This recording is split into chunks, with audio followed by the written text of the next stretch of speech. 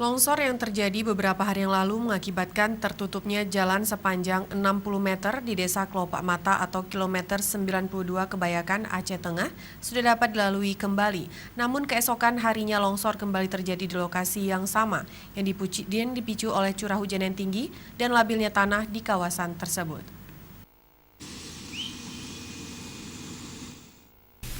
Longsor yang terjadi beberapa hari yang lalu sepanjang 60 meter di Jalan Lintas Nasional Takengon Biren, Desa Kelopak Mata atau kilometer 92 Kebayakan, Aceh Tengah sudah dapat dilalui kembali.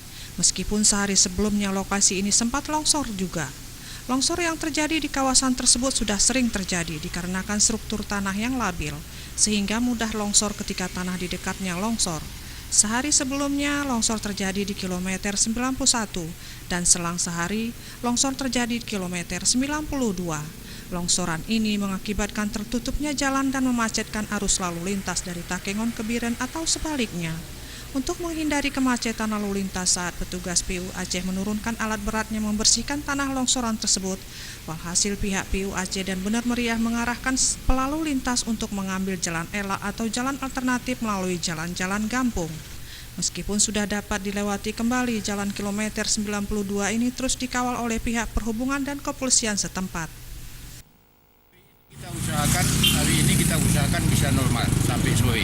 Hari ini kita usahakan sampai sore, kecuali nanti datang hujan, itu kita lihat di lapangan kembali.